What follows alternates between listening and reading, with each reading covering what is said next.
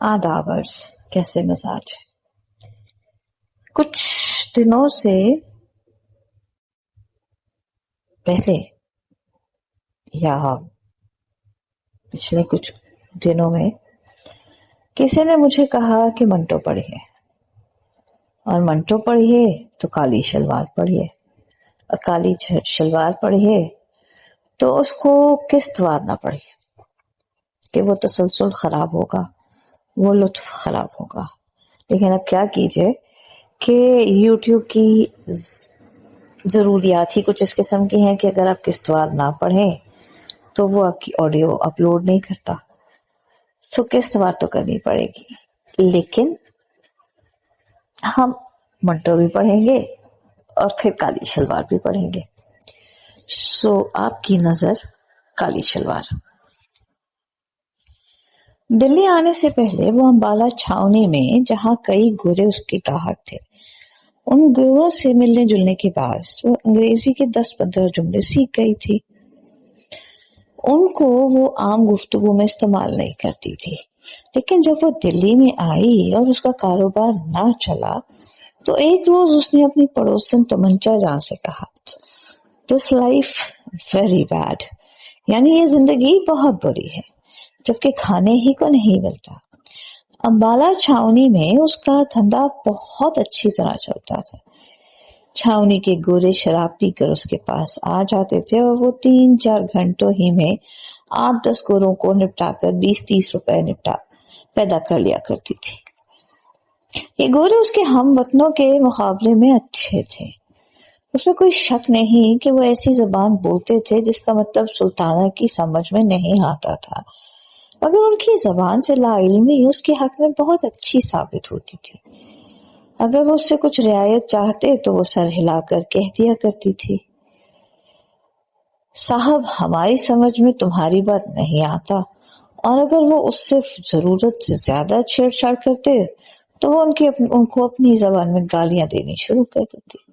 वो हैरत में उसके मुंह की तरफ देखते तो वो उनसे कहती, साहब एकदम उल्लू का पट्टा है, हरामजादा है, समझा।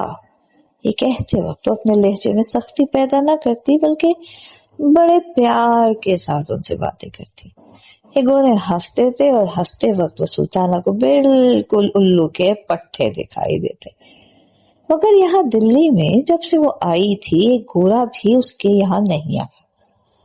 3 महीने उसको हिंदुस्तान के शहर में रहते हो गए थे, जहाँ उसने सुना था कि बड़े बड़े लॉर्ड साहब रहते हैं जो गर्मियों में शिमले में चले जाते हैं। मगर सिर्फ 6 आदमी उसके पास आए थे, सिर्फ 6, यानी महीने में 2, और उन 6 ग्राहकों से उसने खुदा झूठ ना बुलवाए तो 18.5 रुपए वसूल किए थे। 3 रुपए से ज्यादा पर तो कोई मानता ही नहीं था। सुल्ताना ने उनमें से 5 आदमियों को अपना रेट 10 रुपए बताया था, मगर ताज्जुब की बात यह है कि उनमें से हर एक ने यही कहा था, भाई हम 3 रुपए से 1 कौड़ी ज्यादा ना देंगे। न जाने क्या बात थी कि उनमें से हर एक ने सिर्फ 3 रुपए के काबिल समझा।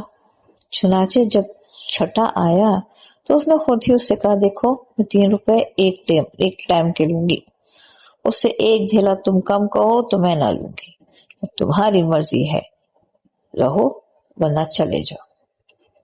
छठे आदमी ने ये बात सुनकर तकरार ना की और उसके हाथ ठहर गया। जब दूसरे कमरे में दरवाजा बंद करके वो अपना कोट उतारने लगा तो सुल्ताना ने कहा, लाइए 1 रुपया दूध का। उसने 1 रुपया तो ना दिया, लेकिन नए बादशाह की चमकती हुई अठन्नी जेब से निकाल कर उसको दे दी, और सुल्ताना ने भी चुपके से ले ली कि चलो जो आया है गनीमत है। 18.5 रुपए 3 महीनों में, 20 रुपए माहवार तो उस कोठे का किराया था, जिसको मालिक मकान अंग्रेजी जुबान में फ्लैट कहता था। उस फ्लैट में ऐसा पखाना था जिसमें जंजीर खींचे सारी गंदगी पानी के जोर से एकदम नीचे नल में गायब हो जाती थी, और बड़ा शोर होता था। शुरू में तो शोर ने उसे बहुत डराया था। पहले दिन जब वो रफा हाजत के लिए उस पखाना में गई तो उसकी कमर में शिद्दत का दर्द हो रहा था। فارغ ہو کر جب اٹھنے لگی تو اس نے لٹکی ہوئی زنجیر کا سہارا لے لیا.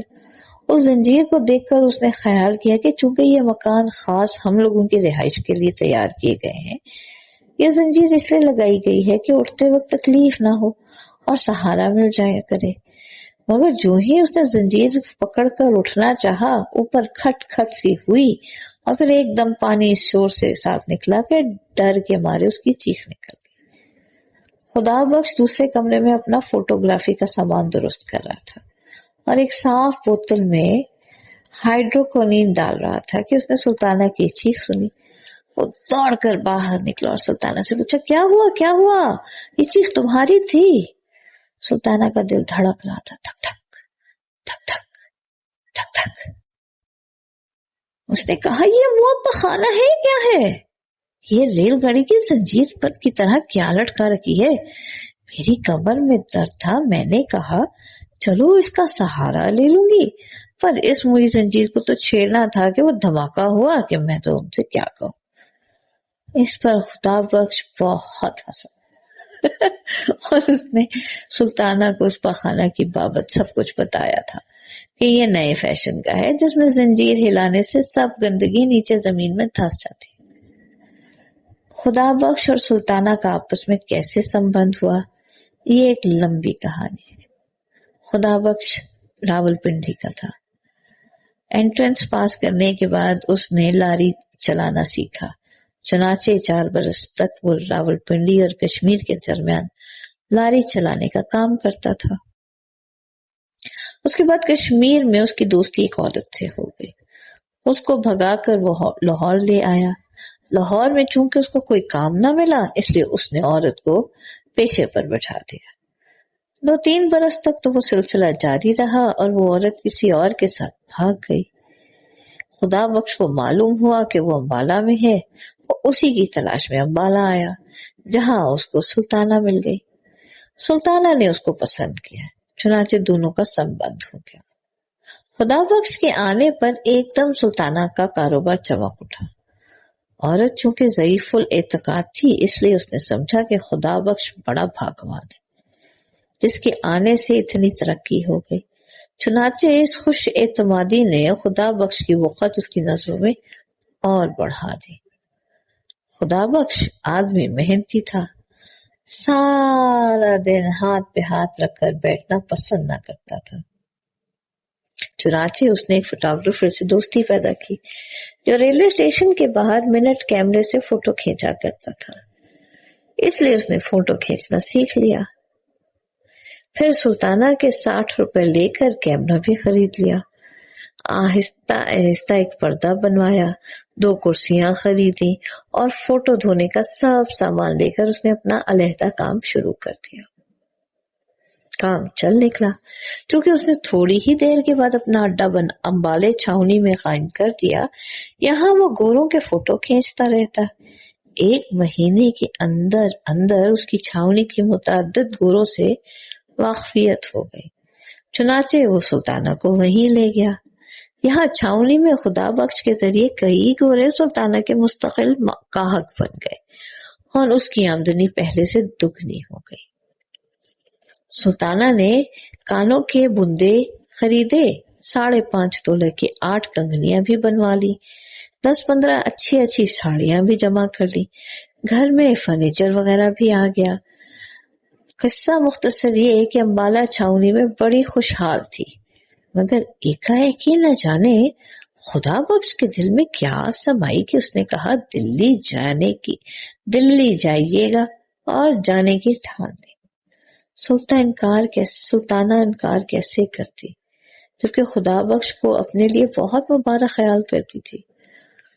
اس نے خوشی خوشی دلی جانا قبول کر لیا، بلکہ اس نے یہ بھی سوچا کہ اتنے بڑے شہر میں جہاں لاٹ صاحب رہتے ہیں ان کا دھندا اور بھی اچھا چلے گا. اپنی سہیلیوں سے وہ دلی کی تعریف سن چکی تھی. پھر وہاں حضرت نظام الدین اولیاء کی خانقاہ تھی جس سے اسے بے حد عقیدت تھی. چنانچہ جلدی گھر کا بھاری سامان بیچ باچ کر خدا بخش کے ساتھ دلی آ گئی. یہاں پہنچ کر خدا بخش نے 20 روپے ماہوار پر ایک چھوٹا سا فلیٹ لے لیا جس میں دونوں رہنے لگے. ہاں جی، ہم نے تو پڑھنا شروع کیا منٹو، اور حسب روایت اور حسب ضرورت اور سب حسب سب کی تاغید کے منٹو کے ساتھ کالی شلوار، کیونکہ کالی شلوار نہ پڑھو تو منٹو پڑھنا ادھورا. ایک دوسرے کے لازم الملزوم ہے نا. سو ہم پڑھیں گے اگلی قسط. اگلی قسط میں آگے کیا ہوگا اب یہ تو تبھی پتہ چلے گا جب وہ پڑھی جائے گی. سو تب تک کے لیے ہمارا ورثہ آپ کا ورثہ ہم سب کا ورثہ. پڑھتے رہیے، سنتے رہیے، ہمارے ساتھ رہیے. اگلی قسط تک کے لیے اللہ نگہبان.